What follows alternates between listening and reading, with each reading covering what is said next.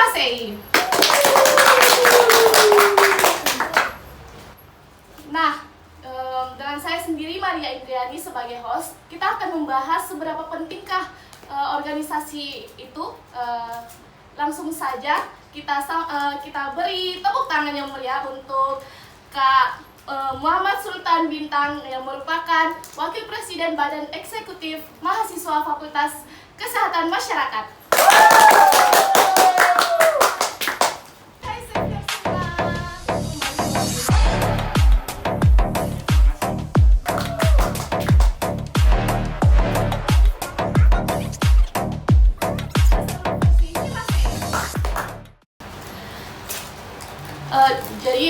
Selamat siang Kak.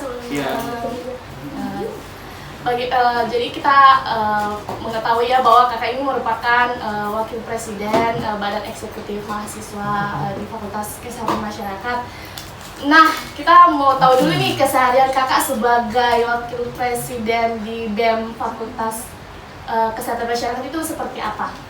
Iya, terus tadi pertanyaan kakak ya, gimana keseharian selama menjabat sebagai Wakil Presiden Badan Eksekutif Mahasiswa di FKM Unhas. Sebenarnya untuk saat ini alhamdulillah nggak terlalu sibuk, lagi agak lowong sebenarnya karena kan saya sudah masuk semester 7 dan di semester 7 ini saya cuman ambil magang saja. Jadi sudah tidak ada kelas mata kuliah, tidak ada praktikum dan lain sebagainya. Itu semua sudah selesai semester kemarin. KKN juga sudah tidak. Jadi alhamdulillah untuk semester 7 ini memang saya hanya fokus ke dua hal. Yang pertama itu organisasi kemahasiswaan di BEM. Yang kedua saya fokus lagi cari tempat magang juga. Dan kalau keterima juga berarti saya sudah punya dua kesibukan yang memang harus saya bagi waktunya. Mungkin itu aja sih kalau untuk keseharian sejauh ini. Oke, jadi itu tadi beberapa keseharian kakak. Dipanggil Kak Bintang aja? Bisa dipanggil Bintang aja. Ya, oke. Itu tadi keseruan dari Kak Bintang, di mana selain menjadi wapres, beliau juga itu sementara sedang magang, sementara juga ada lagi semester 7, mungkin sama-sama juga baru sudah juga KKN. Jadi seperti itu keseharian kakak. Terus kemudian nih kita ketahui bahwa menjadi wapres itu merupakan tanggung jawab yang besar sebenarnya Kak. Jadi apakah ada kesulitan yang kakak alami selama menjabat sebagai wapres di BEM FKM itu sendiri Kak?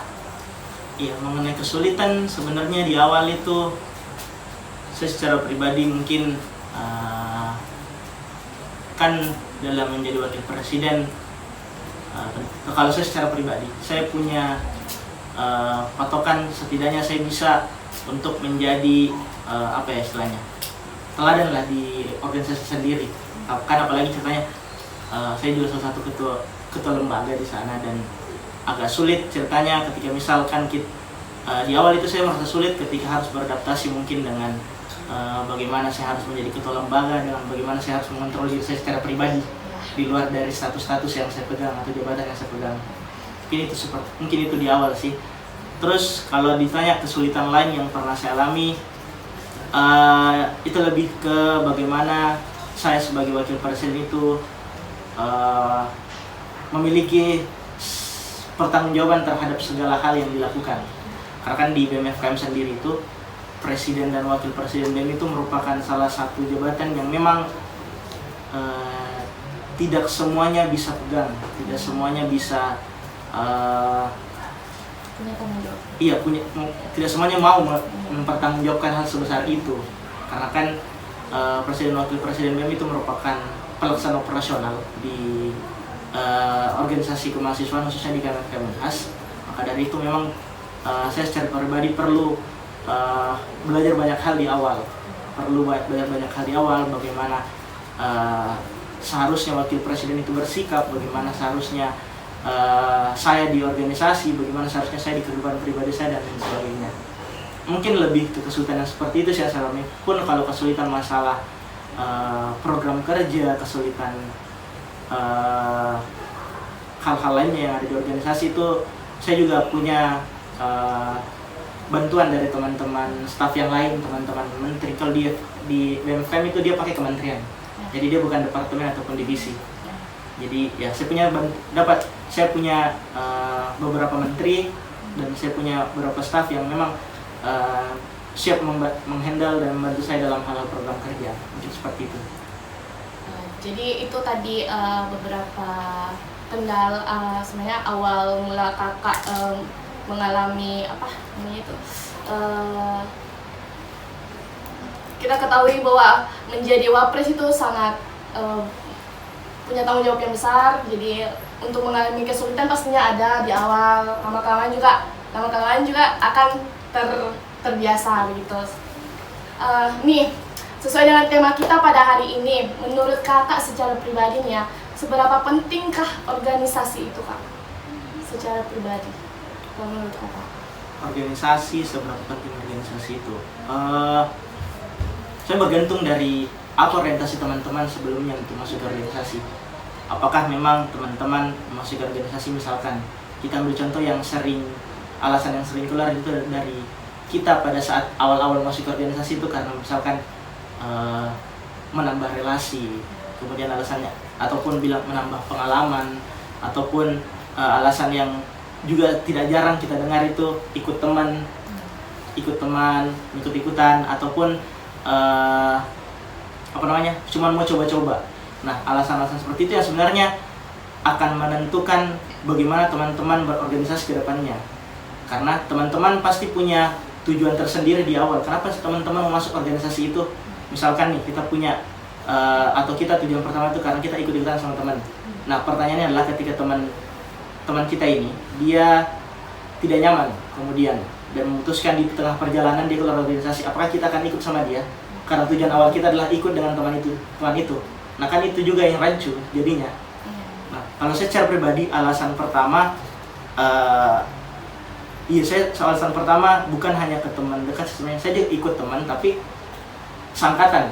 Jadi saya punya prinsip tersendiri dalam berteman itu. Saya selama masih ada teman saya di suatu kegiatan, suatu organisasi ataupun apapun itu, selama masih ada teman saya yang mau menemani, saya juga siap untuk menemani. Jadi selama mereka ada, saya juga siap untuk terus ada, gitulah sederhananya. Dan kalau masalah pengalaman, relasi, dan ilmu pengetahuan kan ketika kita masuk organisasi, menurut saya itu hal yang pasti akan didapatkan. Karena tidak mungkin ketika teman-teman masuk di sebuah organisasi, teman-teman tidak memiliki satu relasi sedikit pun. Tidak mungkin. Begitupun dengan pengetahuan, seperti kemampuan manajemen, kemampuan menjadi seorang pemimpin, ataupun bagaimana cara organisasi, itu kan semuanya bakalan teman-teman dapatkan sebetulnya. Mungkin teman-teman tidak akan dapatkan ketika dari awal organisasi teman-teman memang hanya berniat untuk sekedar kasarnya numpang nama lah gitu. Sebenarnya numpang nama tanpa memberikan kontribusi sedikit pun. Nah, itu wajar saja ketika teman-teman pragmatis terhadap itu. Cuma saya nggak dapat apa-apa nih masuk organisasi. Saya cuma dapat capeknya, cuma disita waktunya untuk kegiatan ini yang mungkin menurut teman-teman tidak ada kepentingannya untuk kehidupan teman-teman sekarang. Wajar saja ketika orang-orang beranggapan bahwa apa sih pentingnya organisasi? Apakah memang penting sepenting itu, ataukah itu hanya kata-kata manis dari kakak-kakak misalkan, atau dari senior-senior kita yang menarik kita untuk masuk organisasi karena mereka butuh SDM ceritanya. Nah, itu yang menurut saya cukup rancu sih di awal. Dan memang karena saya juga tipe orang yang sebenarnya ingin membuktikan hal yang saya dengar, dan kebetulan saya di awal organisasi saya mendengarkan hal seperti itu. Saya mendengar hal-hal yang tidak baik lah soal organisasi. Dan menurut saya tidak bisa mengklaim bahwa itu adalah hal yang benar bagi diri saya pribadi ketika saya tidak pernah mencoba. Nah, maka dari itu saya putuskan untuk gabung di organisasi. Dan ya, sejauh ini alhamdulillah selain dari relasi, pengalaman, pengetahuan, dan lain sebagainya, saya juga dapat beberapa hal yang menurut saya ini hal baru loh yang saya tidak dapatkan di perkuliahan. Saya baru dapatkan di organisasi yang betul-betul ternyata kalau kita mau gini itu harus begitu, dan begitu pula sebaliknya. Nah, itu yang kemudian jadi insight baru tersendiri bagi saya, dan saya rasa mungkin tidak akan terasa langsung manfaatnya sekarang, tapi di kemudian hari, di masa depan, dan ataupun kapanpun itu mungkin akan terasa dan kita secara tidak sadar atau secara tidak langsung akan menggunakan pengalaman kita di organisasi untuk kemudian menjalankan kehidupan ke depannya. Mungkin itu sih kalau saya. Oke, tadi kakak juga menyebutkan bahwa bahwasanya itu ada beberapa orang yang beranggapan bahwa organisasi itu hanya membuang-buang waktu. Nah, menurut kakak apa nih tanggapan kakak kalau misalnya yang beranggapan cuma membuang-buang waktu? Bagaimana sih maksudnya tanggapan kakak mengenai hal itu?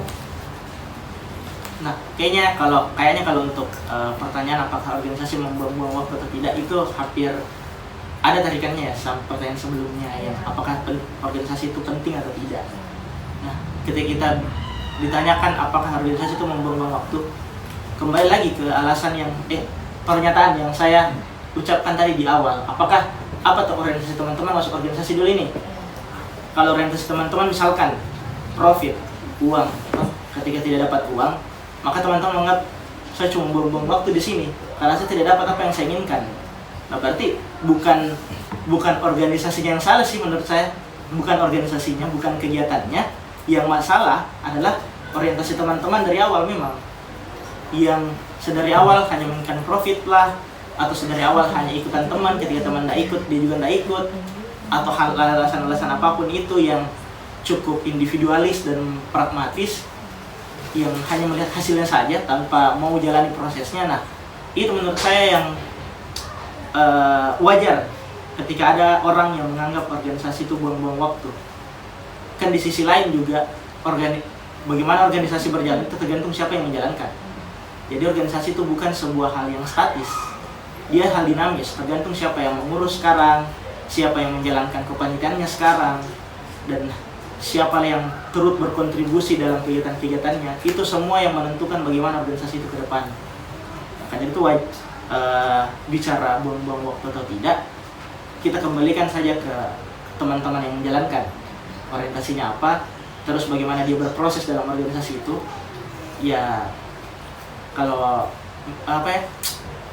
dari awal memang orientasinya atau tujuannya yang memang agak lain lah tuh, agak lain, berarti wajar saja kalau hasilnya juga agak lain. Tergantung dari itu sih menurut saya. Nah, itu tadi juga pemaparan dari kakak mengenai organisasi. Sebenarnya itu tergantung dari individualnya lagi ya kak, bagaimana dia beranggapan bahwa organisasi ini, misalnya saya ikut, ini penting, apakah ini hanya membuang waktu, itu kembali ke diri kita masing-masing lagi. Bahwasanya tadi kakak juga menyebutkan bahwa apa yang kita dapatkan di organisasi itu belum tentu kita mendapatkan di perkuliahan seperti itu. Nah, untuk kakak nih, kakak kan tadi juga sementara nih dalam magang juga, menjadi wapres juga. Bagaimana nih tips dan triknya kakak untuk orang-orang yang di luar sana, misalnya nih sedang mengurus di organisasi, tapi juga punya kesibukan di luar, maksudnya dalam berbagai waktunya tuh seperti apa menurut kakak? Ini masalah manajemen waktu berarti ya? Ya. Manajemen waktu. Kalau saya secara pribadi ya, untuk sekarang mungkin sulit, tapi kalau saya berangkat dari pengalaman-pengalaman sebelumnya, cara mengorganisir atau cara mengatur waktu antara organisasi dengan akademik misalkan, sebenarnya kita kalau bicara taktis kita mungkin bisa susun skala prioritas. Kita bisa susun skala prioritas kan di organisasi itu. Kalau di BEM sendiri ya, di BEM sendiri itu dia akan buat timeline dari setiap program kerja. Jadi setiap program kerja itu dia sudah fix sudah ada target timeline yang akan dijalankan. Misalkan di bulan Agustus itu dari tanggal berapa kegiatan ini kegiatan ini tanggal berapa, ini tanggal berapa. Nah, dari situ kan kita bisa petakan, misalkan untuk teman-teman ini yang masih ada kelas, atau mata kuliah yang harus dijalani, kita lihat misalkan kalau di contohnya itu kayak di 1 Agustus jam 1 itu ada kegiatan rapat. Nah, coba ya teman-teman yang masih punya perkuliahan di tanggal di jam-jam segitu, silahkan konfirmasi ke ketuanya atau koordinatornya bahwa dia akan terlambat karena kelas. Nanti dia akan menyusul misalkan. Pun kan kelas pun kadang diganti-ganti ya, ada reschedule dan lain sebagainya. Nah, itu kan hal yang tiba-tiba, tapi hal yang bisa kita pastikan kan dari organisasi itu sendiri. Ketika ada timeline yang jelas dan ada waktu yang jelas kapan setiap kegiatan akan dilaksanakan, berarti kita susun dulu skala prioritas yang mana yang penting. Kalau bicara masalah akademik ya itu kan hal yang susah diatur dari kita sendiri pribadi, karena itu jadwalnya bukan dari kita sendiri, dia dari birokrasi. Nah, organisasi itu kita bisa agendakan. Misalkan di jam saat ini banyak teman-teman pengurus atau teman-teman panitia yang tidak bisa karena alasan kelas dan beda-beda misalkan. Nah, berarti kita buat jadwal lain organisasi. Hal-hal seperti itu yang sebenarnya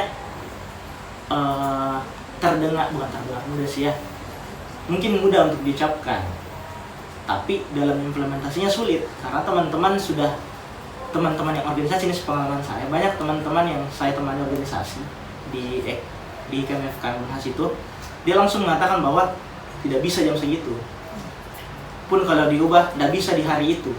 Padahal kan ceritanya kita cuma butuh konfirmasi dari setiap orang yang akan ikut, bisa atau tidak. Kalau satu orang langsung klaim bahwa itu tidak bisa hanya karena dirinya sendiri yang tidak bisa, nah itu yang sulit, karena dia framing orang-orang bahwa setiap kegiatan lembaga itu nantinya akan menghambat kegiatan-kegiatan lain. Tak mungkin kalau untuk teman-teman yang ambis nih, mahasiswa banget, dia bicara tidak bisa, saya ada kelas jam segini, tapi ternyata kelasnya itu tidak selama yang dia ucapkan atau tidak setepat tidak di jam itu ternyata, tapi dia cuma ambil alasan supaya dia tidak ikut kegiatan organisasi. Nah, hal-hal itu juga yang perlu diantisipasi sebenarnya. Bicara manajemen waktu, kita bicara bagaimana kita mengatur, bagaimana kita mengorganisir, dan percaya tidak percaya manajemen itu salah satu kemampuan yang memang sangat dibutuhkan setelah kita lulus. Bagaimana kita mengatur waktu antara pekerjaan dengan keluarga misalkan, bagaimana kita mengatur waktu antara istirahat kita, diri kita pribadi dengan kerja-kerja berat kita ke depannya. Itu sebenarnya penting sekali. Cuman orang-orang sekarang pandangnya bahwa organisasi itu dapat capeknya doang, padahal di sisi lain ada loh kemampuan manajemen yang teman-teman bisa aplikasikan tapi teman-teman tidak lakukan. Itu yang saya rasa selalu jadi dinamika organisasi dalam beberapa tahun kebelakangan, khususnya di organisasi kemahasiswaan. Kadar-kadar baru itu, apalagi kadar-kadar baru ini, selain dia susah untuk manajemen, dia selalu mengiyakan apa yang kakak-kakaknya katakan. Dia selalu iakan, iya bisa, misalkan, iya bisa, padahal dia tidak bisa sebenarnya. Dia butuh waktu dulu misalkan untuk belajar, dia butuh waktu dulu untuk istirahat, baru bisa lakukan.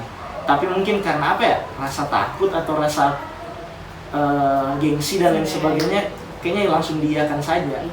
Dan itu yang menurut saya penting juga untuk teman-teman baru ini, yang kadar-kadar baru, atau mungkin untuk angkatan 23 ataupun 24 nanti yang akan ikut organisasi. Penting lihat hal-hal seperti itu, belajar untuk punya kepedulian dan keteguhan ke dirinya sendiri. Tapi bukan berarti setiap ada ajakan baik misalkan itu ditolak semua karena alasan tidak mampu, karena itu masalah minat lagi sebenarnya, bukan masalah mampunya. Itu sih kalau dari saya untuk manajemen waktunya. Untuk dari kata Bintang sendiri tuh manajemen waktunya tuh juga ya akan bagusnya diterapkan juga kepada teman-teman semua, apalagi yang sementara mengikuti organisasi yang padat juga jadwal mata kuliahnya. Semoga dengan tips dan trik dari Kak Bintang ini bisa menjadi inspirasi buat teman-teman semua. Nah, dan yang terakhir nih Kak, apa kesan dan pesan dari Kakak untuk teman-teman semua yang sementara mengikuti organisasi juga, sementara juga dalam mata kuliahnya, bagaimana kesan dan pesan yang akan Kakak berikan kepada teman-teman di bersama? Ya, kalau bicara kesan dan pesan ya, saya mungkin untuk pesan dulu ya. Kalau pesan saya secara pribadi, dalam melakukan sesuatu mungkin teman-teman perlu untuk lebih kritis lah dalam berbagai hal. Misalkan dalam berorganisasi, misalkan ada yang ngajak ikut organisasi, teman-teman mungkin bisa tanya dulu, ini organisasi dia organisasi seperti apa, dia itu kegiatannya seperti apa, bergerak di bidang apa dan lain sebagainya. Terus kemudian jangan langsung mengiyakan setiap ajakan lah toh. kalau teman-teman punya orientasi tersendiri, teman-teman punya target sendiri, silahkan lakukan. Tapi ketika ada hal baik yang teman-teman dapatkan ajakannya, sebisa mungkin jalani dan jangan tolak. Kalau itu hal baik. Tapi kalau itu hal yang cukup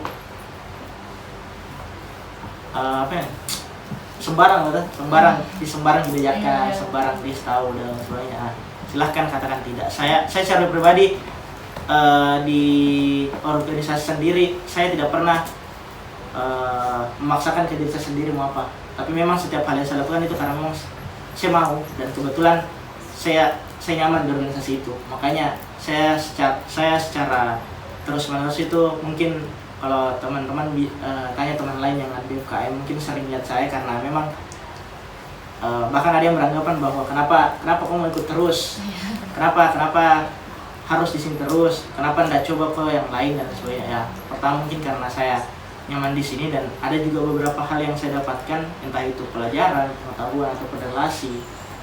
Dan di sisi lain juga dalam berorganisasi, menurut saya hal yang paling penting adalah bagaimana teman-teman mampu untuk mengatur diri. Itu manajemen diri lah kan. Teman-teman mengatur dirinya kemana dan setelah ini ngapain dan sebagainya. Mungkin itu aja untuk kesan kesan dari saya pribadi terhadap organisasi. Carilah organisasi yang punya banyak ruang belajar, itu aja sih. Karena di BMFKM sendiri itu merupakan ruang belajar yang sebenarnya cukup banyak, tapi mungkin untuk saat ini belum terlalu dieksplor sama teman-teman di KMFKM.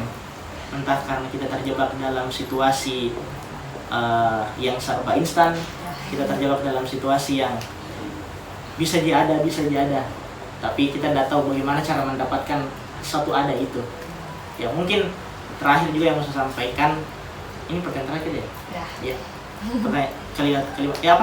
Pernyataan terakhir lah yang saya sampaikan terkait dengan teman-teman dalam jalan sesuatu itu harus sadar bahwa setiap hal, setiap perbuatan, setiap perilaku dan lain sebagainya yang teman-teman lakukan ataupun katakan itu punya konsekuensi.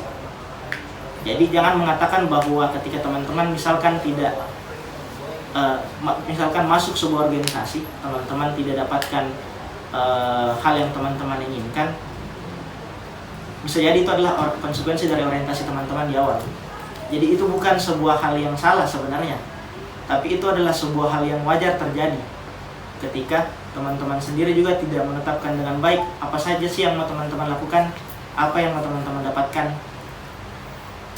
Iya, itu aja yang perlu dilihat di sini. Konsekuensi itu pasti ada. Makanya teman-teman perlu berhati-hati dalam melakukan sesuatu.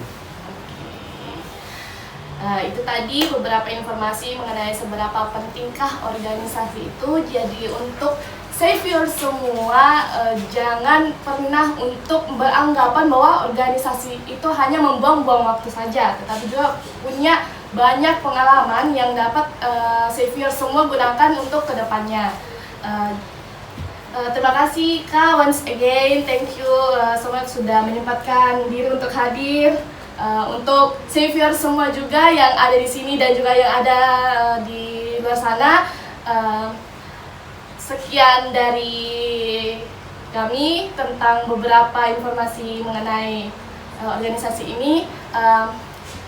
Jangan lupa like, comment, and subscribe YouTube channel ini. Thank you for watching. Bye bye.